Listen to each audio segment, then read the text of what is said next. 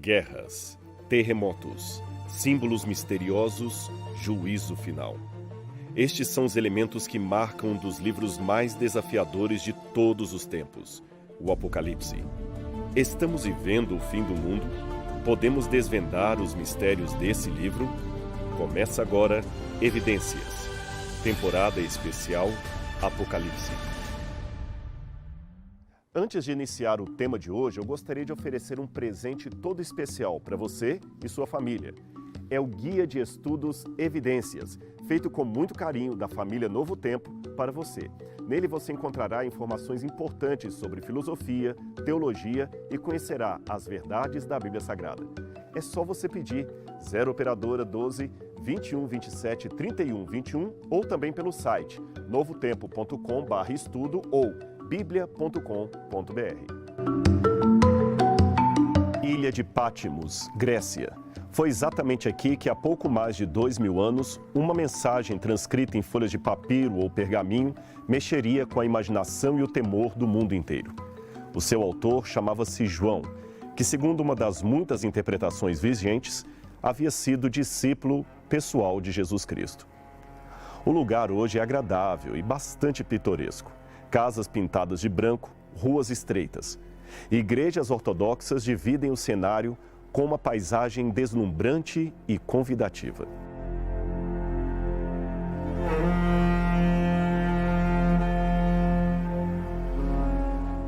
Tudo isso, porém, é bem diferente do cenário antigo, quando o livro do Apocalipse foi escrito. E, para isto, nós precisamos retroceder na história e conhecer o contexto que antecedeu os dias de João na ilha de Patmos. Corria o dia 13 de setembro de 81 d.C. Tito estava morto e Roma tinha um novo imperador de caráter implacável. Ele era o irmão mais novo de Tito e o seu nome era Titus Flavius Domicianus, mais conhecido por Domiciano. Dizem que, ao morrer, Tito teria dito como suas últimas palavras: "Na vida cometi um único erro", que alguns interpretam como sendo o de permitir que Domiciano pudesse subir ao trono.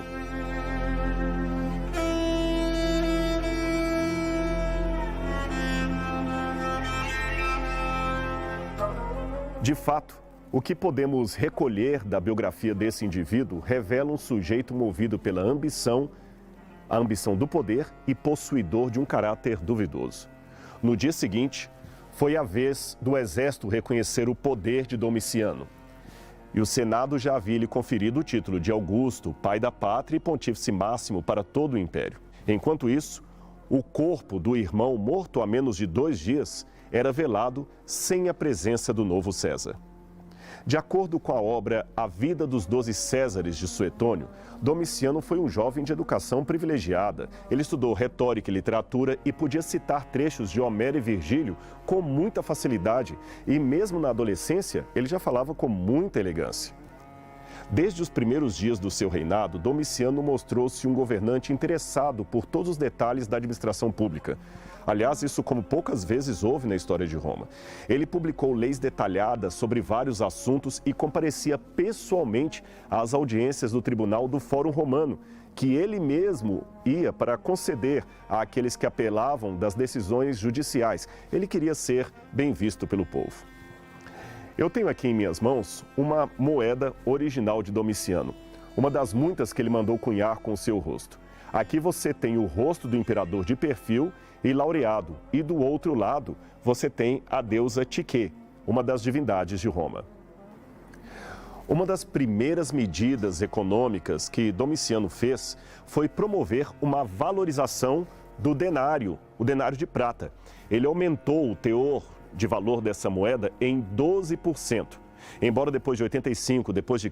ele tenha sido obrigado a promover uma pequena desvalorização devido aos gastos e expedições militares, ainda assim, a moeda continuou sendo muito valorizada durante o seu reinado, aliás, mais do que no reinado de seu pai Vespasiano. Ele também deu especial atenção à taxação dos impostos, aprimorando a cobrança e o aumento das receitas do Estado. Mas a ambição corroía sua alma. Domiciano queria mais, queria o mundo, queria ser Deus.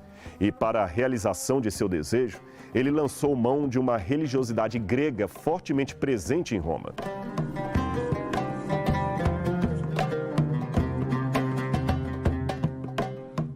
Como se deu isso? Bem, para explicar esse ponto, eu preciso regressar no tempo bem antes de Domiciano. Afinal de contas, essa ideia de querer ser Deus não nasceu num vácuo no coração do imperador, não. Assim como o ódio aos judeus também não nasceu no vácuo no coração de Hitler, mas remete a um antissemitismo e arianismo que antecediam ao nazismo, da mesma maneira com Roma. Assim foram as origens da pretensão de divindade de Domiciano. Quando Júlio César visitou a famosa Cleópatra no Egito, não foi apenas a sensualidade que o seduziu. Cleópatra mostrou-lhe a glória do Egito e também dos faraós que eram adorados como deuses por seus súditos. César também poderia ser adorado assim.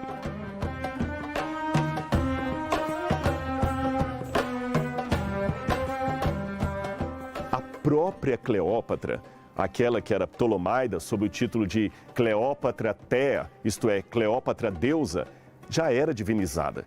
E isto fascinou Júlio César.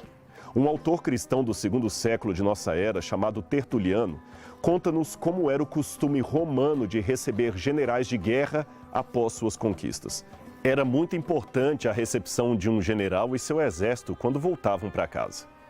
Tertuliano então diz que todas as vezes que um general, um líder importante de Roma, voltava de uma dura batalha, isto com uma retumbante vitória, ele entrava na cidade de Roma e tinha que deixar o exército do lado de fora, num campo aberto chamado Campo de Marte, em homenagem ao deus da guerra.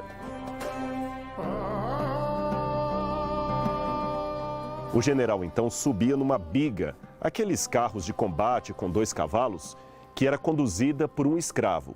O líder se apoiava na lateral da biga para ser aclamado pelo povo e atravessava toda a cidade de Roma até o Senado, onde seria agraciado com a maior honraria que um general poderia receber naquela época. Uma bandeja com folhas de palmeira em cima. Era uma honra inacreditável. Qual o outro nome que a gente dá em português para uma bandeja de prata? Salva, isto mesmo. Então o general ia receber no Senado uma salva de palmas. E com o tempo, a expressão salva de palmas foi substituída por aplauso, dado que nossas mãos parecem mesmo com folhas de palmeira. Pois bem, o general ia então em direção ao Senado e, por lei, era um escravo que iria sempre ali com o status de gladiador, acompanhando aquele vitorioso. Esse segundo escravo tinha uma obrigação legal. A cada 500 jardas, ele tinha que soprar no ouvido do general a seguinte frase: lembre-se, você é um homem, você é um homem.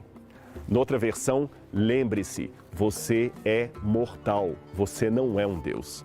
A biga se deslocava mais 500 jardas e o escravo sussurrava novamente o mesmo alerta: você não é um deus. Já pensou? Só a necessidade desse costume já indica a tendência romana de ser mais do que era.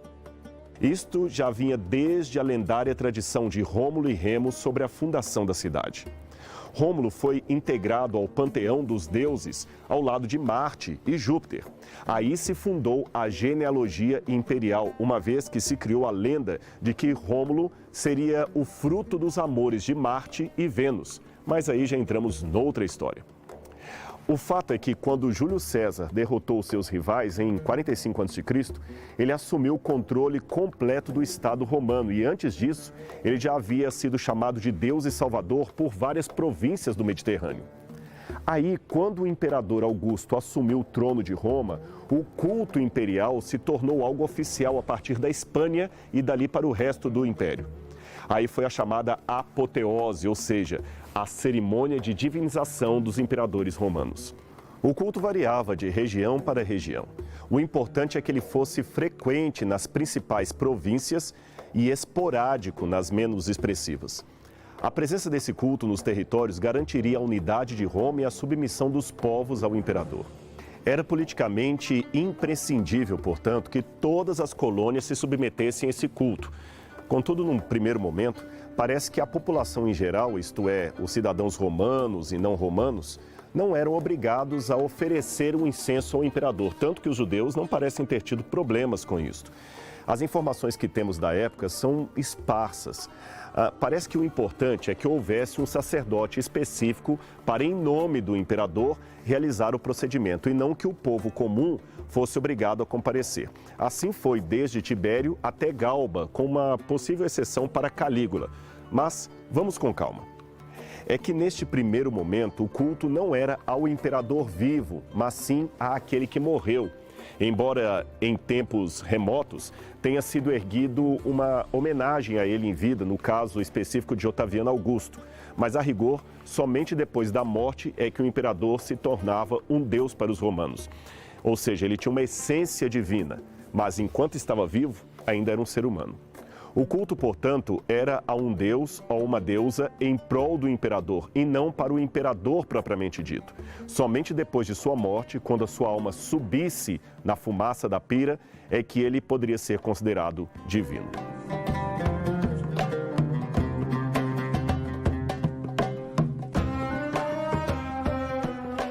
Talvez foi assim que os judeus conseguiram driblar a ordem sem peso de consciência.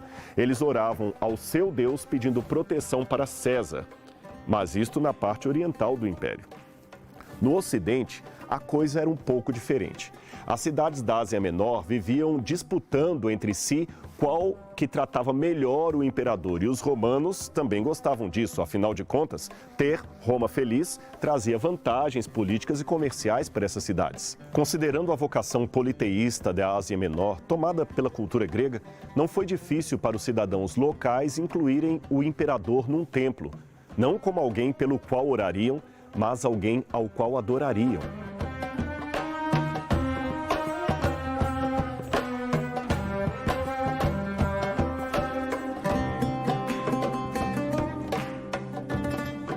É que em 88 a.C.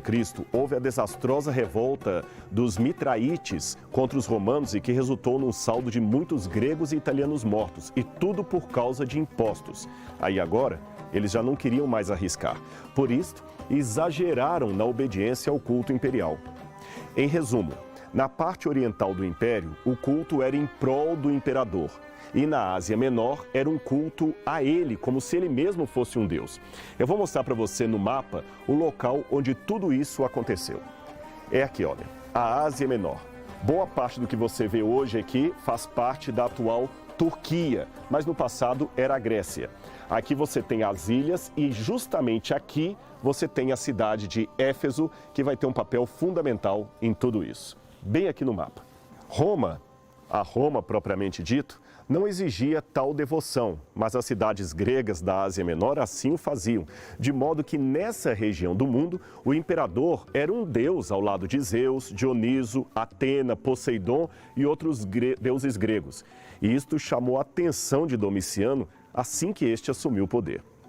Só para você ter uma noção, nessa época, pelo menos 35 cidades da Ásia Menor já tinham o título honorífico de Neócoros, isto é, guardiães dos templos dos deuses ou dos divinos Césares. Em 29 a.C., o Conselho Regional da Ásia se reuniu neste local, em Pérgamo, para oficializar o culto divino ao imperador.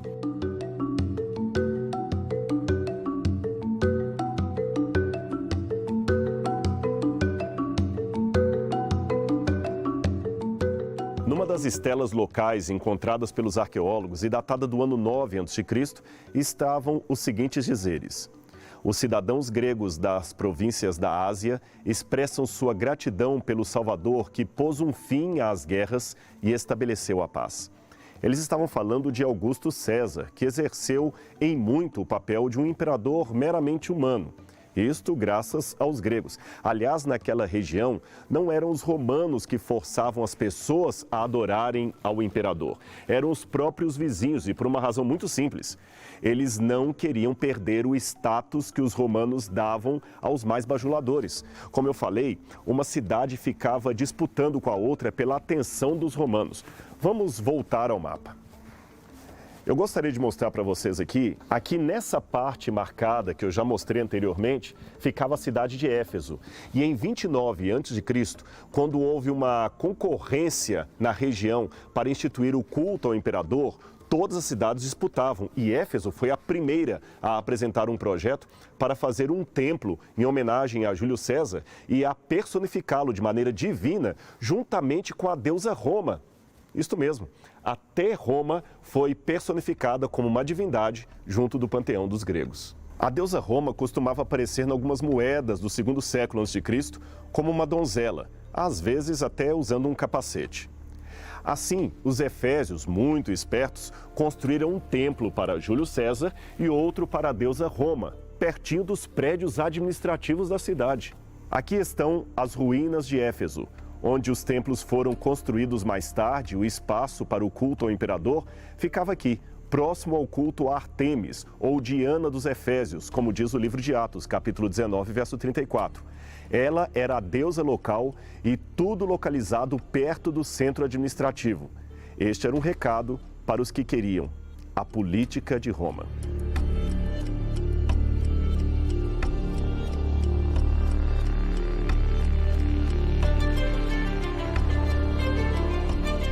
Mas, e não é que deu certo?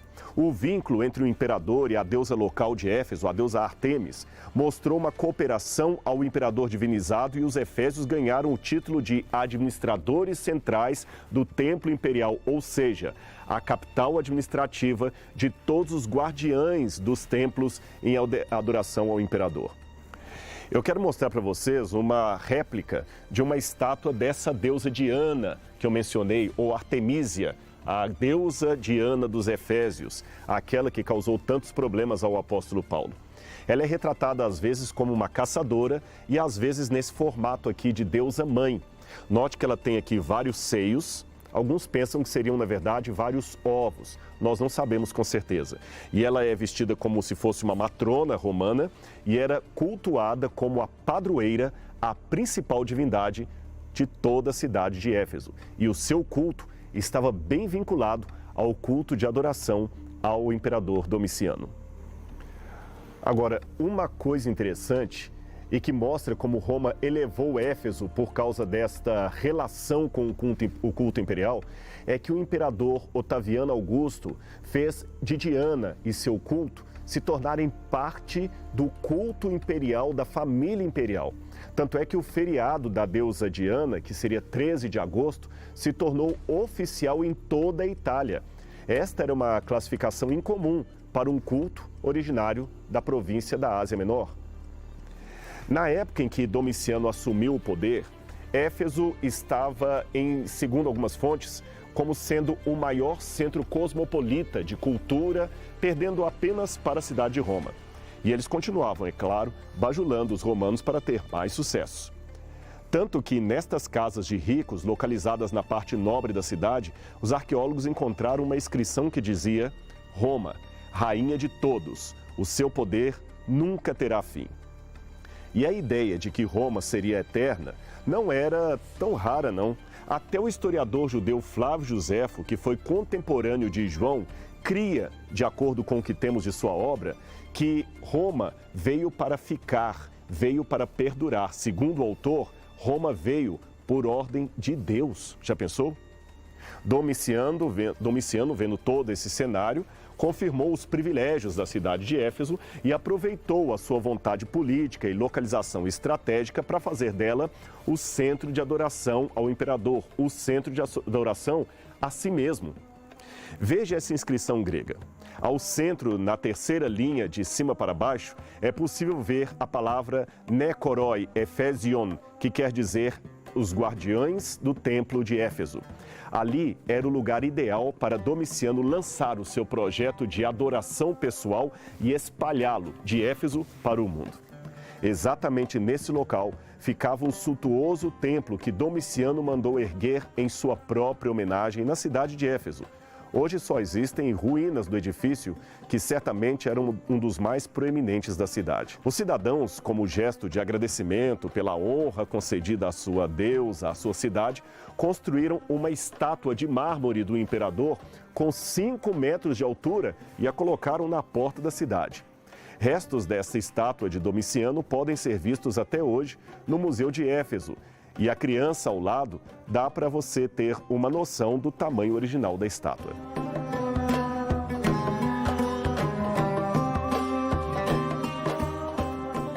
parecia estar indo muito bem com os planos do imperador de tornar-se um deus em vida. Mas é aí que ele vai enfrentar o problema. É que morava na cidade de Éfeso um velho discípulo de Jesus chamado João. E João vai se opor a esse projeto. Esse João seria o mesmo que reclinara a cabeça no seio de Jesus durante a Santa Ceia e que era conhecido na Bíblia como o discípulo amado. Não temos detalhe de como foi a sua oposição ao imperador, mas ele gerou polêmicas que quase custaram-lhe a vida. E como é que João foi parar na cidade de Éfeso? Se você se lembrar, ao pé da cruz estavam Maria Madalena, Maria, mãe de Jesus, e o discípulo amado. Jesus, com muito amor, disse: Mulher, eis aí teu filho. Filho, eis aí tua mãe. João 19, 26. Por esse texto, entende-se que Jesus estava entregando a sua amada mãe aos cuidados do apóstolo João, também chamado de discípulo amado, que a partir daquela hora a recebeu em sua casa. Veja, Jesus, não obstante as suas dores físicas e mentais, mesmo em meio ao seu sofrimento, não esqueceu-se de cuidar daquela que o trouxe ao mundo. Uma tradição preservada desde o IV século é que, e também vinda depois no V século pelo testemunho de Epifânio, é que João, em obediência a Jesus, levou Maria para sua casa e cuidou dela, vindo ambos mais tarde a mudarem-se para a cidade de Éfeso. Muitos turistas visitam essa casa hoje em Éfeso, no Monte Coressus, ali nas cercanias do sítio arqueológico, e acreditam ser a casa da Virgem Maria. Mas não há confirmação histórica ou arqueológica disso, e nem o Vaticano autentica esse lugar.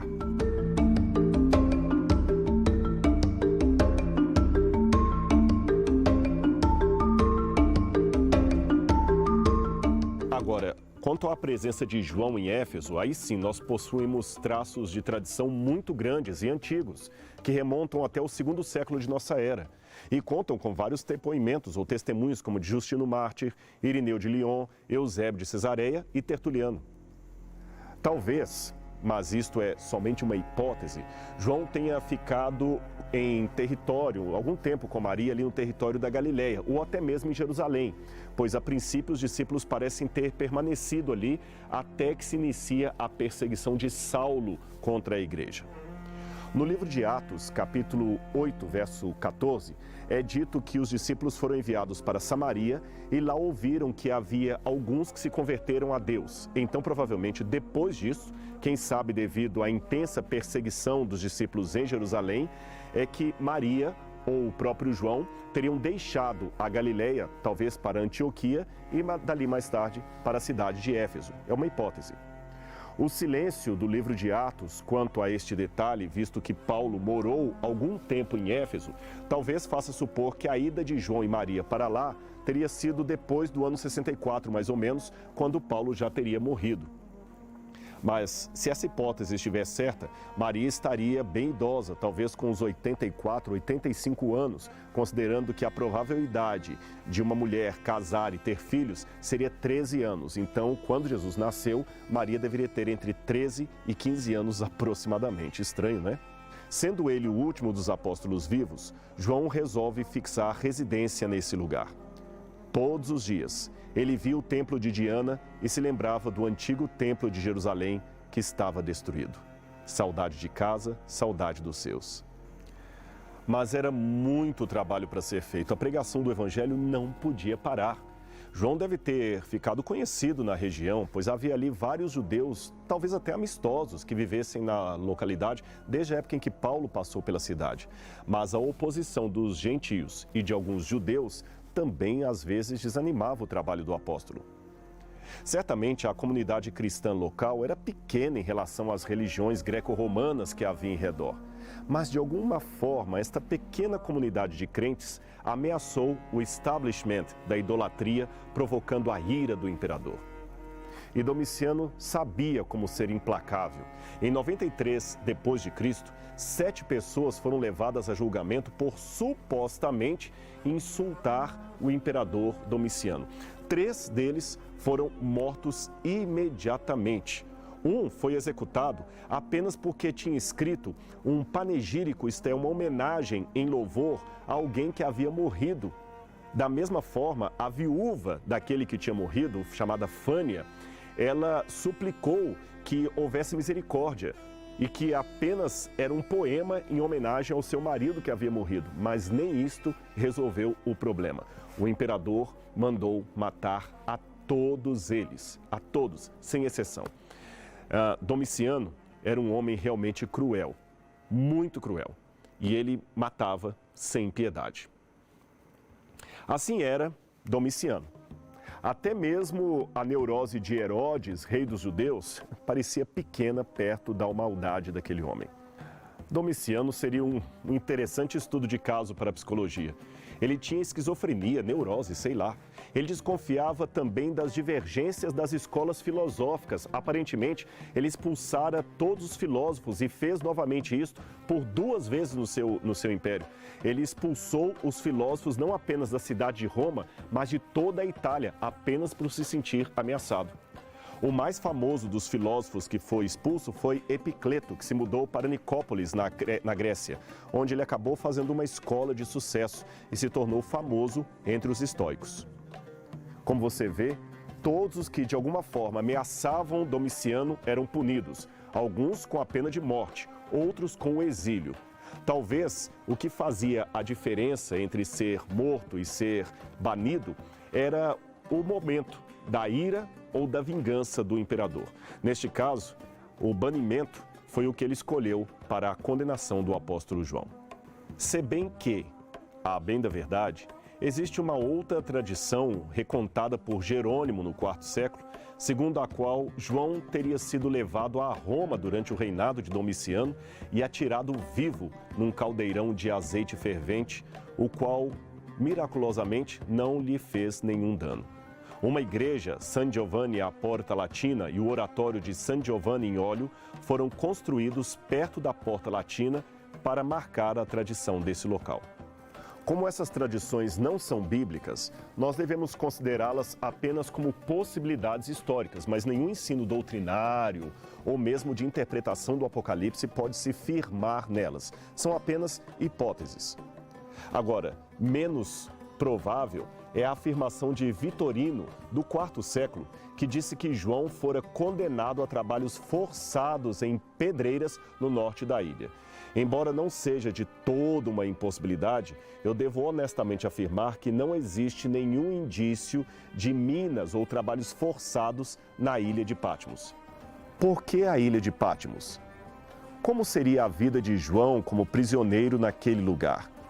Como pôde ele escrever um livro tão importante naquelas condições? Estas e outras perguntas esperam você no próximo programa Evidências.